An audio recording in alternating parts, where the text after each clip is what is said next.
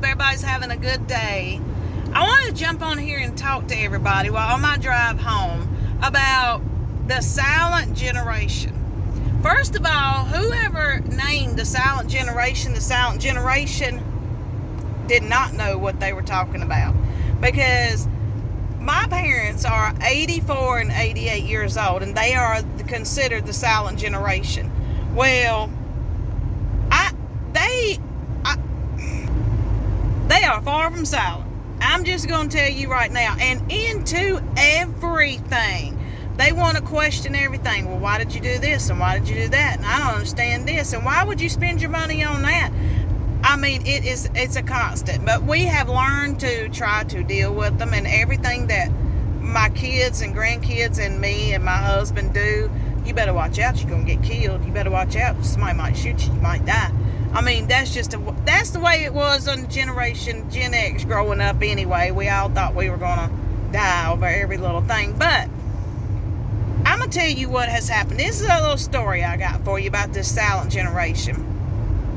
We got my parents a security system. We had a security system installed because they have this jacked up neighbor. I mean, he's a bad neighbor, and anyway, I mean, he's a cop on top of that. But anyway, so we had this security system installed for him, and so we were like, well, you know, you don't have to really, you know, as far as the controls go, you know, you don't really have to do too much of anything. You just take your little key fob and hit the button and to alarm it, and then hit the button to unalarm it, disalarm it. Well, everything was all fine and well until they went and touched the panel box the other day. I'm at work. I'm showing around some visitors that we have, very important visitors, and I wasn't looking at my phone, because if an alert goes off and I think that it's not a real alert, then I can get on there myself and disarm it. Well, there was 2 alerts from the security system, the security place. Then I started getting notifications from the camera, and the police had showed up at my mom and daddy's house, and it was for a fire heat sensor. So I wound up, when I got to where I could call when the visitors left, I mean, I knew everything was okay because the police were there. Well, when the visitors left, I called and I was like, what happened? Why were y'all, you know, why was the police called? And so my mama goes to tell me this whole story about how she was changing a light bulb, and while she had the little ladder in there, my daddy decides to get up on that ladder, that little step ladder, and check the smoke detectors. Now, the smoke detectors were just put in 3 weeks ago. They came with the security system, and the dude told him, you're never going to have to worry about that. You know, it is battery backup, but these smoke detectors run off Wi-Fi. Now, I don't even think my daddy knows what Wi-Fi is. He probably don't. But he's going to get up, climb up there, and mash the button and make both smoke detectors go off. And they did not even have a clue. There was no loud noises. It was a silent alarm, I'm assuming. I don't know. But the police come rolling up their driveway to make sure everything's okay. And I'm watching this cop, you know, back on the video. I'm watching him, and he's standing there and he's looking, and I'm like, well, is there something really wrong? Like, I'm in the middle of something. I don't know what I'm in the middle of with them. And I'm like, well, you know, what is it? And I see him peep his head in there, and he looks in, and then all of a sudden he smiles, and then he waves, and I said, oh yeah, they good. So, being into something that he's not supposed to be into, which something he was told you don't ever have to touch, don't ever touch it. And even if the battery gets low, it's going to pop up on our app. You'll never have to come up, you know, you'll never have to climb. We'll come up here, we'll fix it for you. And he didn't listen. He did not listen.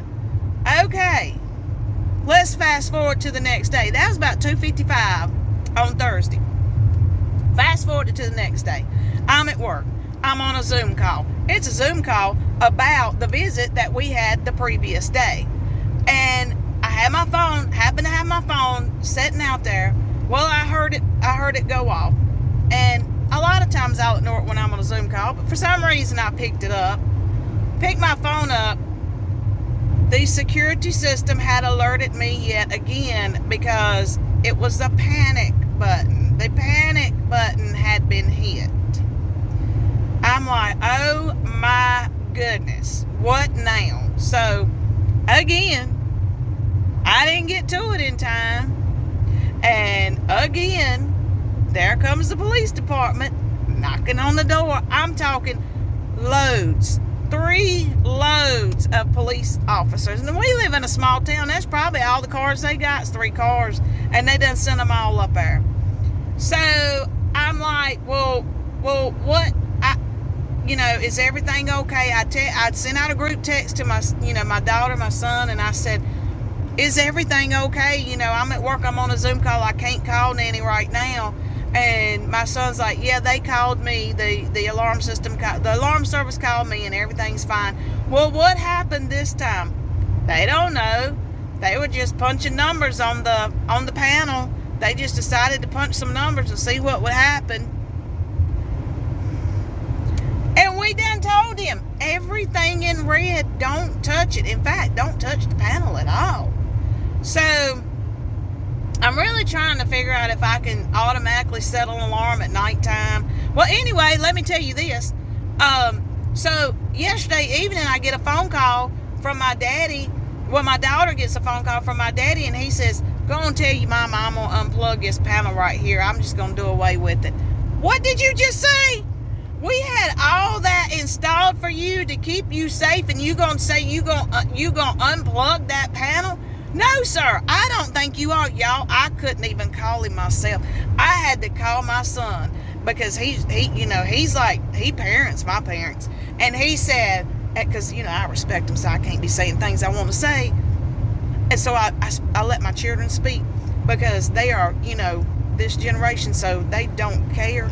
And not that he would disrespect his grandparents, but anyway, I was like, you got to take care of Papa because we done had all this put in, and he is wanting to take it out. And he was like, He said, nah, He said, hold on, I will call him. I said, well, call me back and let me know.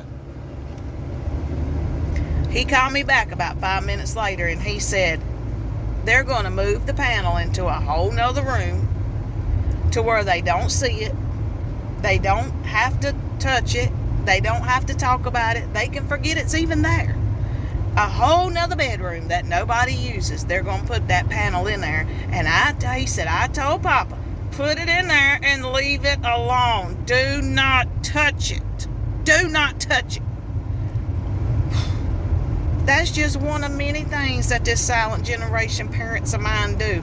If you have a silent generation parent or grandparent or great-grandparent at this point, if you have one and they do crazy things and they're from the South, because I don't even know if this is just a Southern thing, this is how it is down here in the South, but if you have one, how about let me know? Let me know. And let me know how you deal with them. Is it just my parents, or is it the whole generation? And if we in a Gen X, if we ever get like that, let's go ahead and let's make a promise that we can sign some papers to have our children do what they need to do with us. Because we're Gen X. We're not even gonna go to a retirement home. We all gonna meet up in Hawaii somewhere on a beach and never be seen or heard again, because that's just how we live. But anyway, thank you for listening to me vent. And let me know about your silent generation parents or grandparents. See you on the next one.